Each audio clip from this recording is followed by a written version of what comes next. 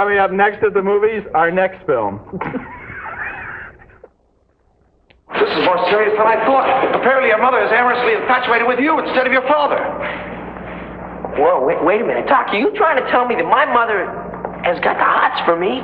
Get my reaction to Back to the Future out right away. Along with a very different Putzi's Honor, this is my favorite film of the summer movie season.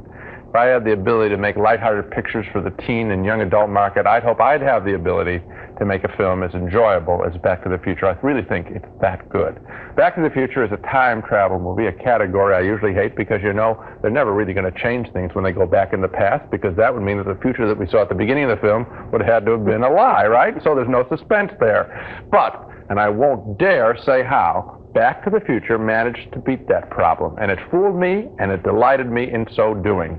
The time travel comes about when a high school kid played Michael J. Fox from the TV show Family Ties bumps into his good friend, a wacky scientist, at the local mall.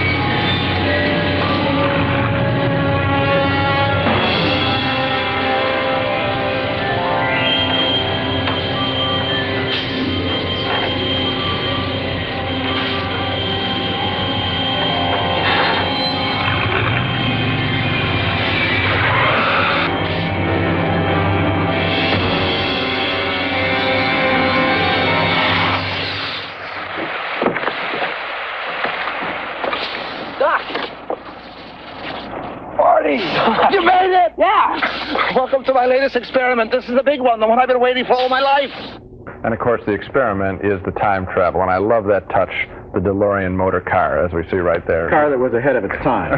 Very good, Rod. That was Christopher Lloyd as the scientist, and he's pretty good in a convincing variation on Jerry Lewis's Nutty Professor.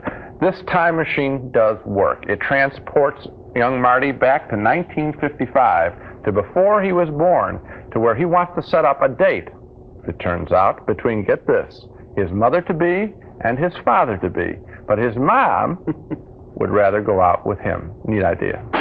Lorraine? Calvin!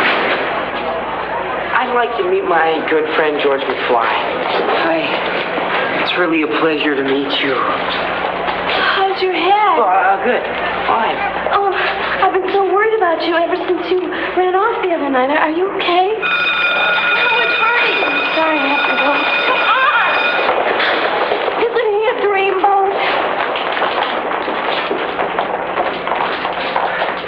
Doc, she didn't even look at him. This is more serious than I thought. Apparently your mother is amorously infatuated with you instead of your father. Whoa, wait a minute. Doc, are you trying to tell me that my mother has got the hots for me? Precisely. Whoa, this is heavy. Yeah, it's heavy, and it's funny. Just hope you got it there. Those two people that he was trying to put up together at their lockers, those were his parents as teenagers. Now, this relationship is played out in the film for laughs and for sexual danger, the relationship between him and his mother, and even at the end of this film, for some teary emotion. What would you say, if you think about it, meeting your mother as a teenager? What would you feel if you saw your parents as young people? What a thrill that would be. And this film, rather than being helter-skelter action picture, which it could have been, holds on that moment. I credit the director, Bob Zemeckis, for having the sensitivity, the smarts, to make this something bigger than just a laugh-a-minute special effects picture. There's a real heart to this film. Back to the Future has all that emotion, a most clever and funny and interesting script written by Bob Zemeckis and his partner Bob Gale. And the writing here, I think, is really the star. This script couldn't have been ruined if it had been directed by the director who did Red Sonja. If it had starred the cast of Red Sonja. So I guess I've made my point. Back to the Future receives my highest recommendation as a film. Pretty good screenplay, and like all good screenplays and all good movies, it starts out with something of universal interest, which is, in this case, what would it be like to meet your parents, as you pointed out, when they were kids? Because I think everybody grows up thinking, my parents were never young. And the fact is, the parents, this is the secret parents have from kids, they don't think they're ever old. Right, of course. And so this movie plays with that paradox in such a beautiful way that it's not just a time travel picture, not just an action picture. I agree with you.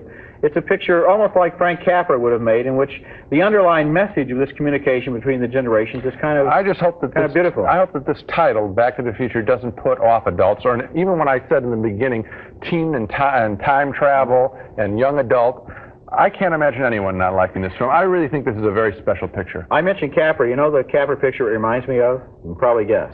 Mm-hmm. It's a Wonderful Life. You bet. Because here's the case, once again, of somebody finding out through some kind of magical intervention that things aren't so bad. No. And 2 thumbs up, though, for the funny and exciting Back to the Future about a high school kid who visits his own parents when they were teenagers.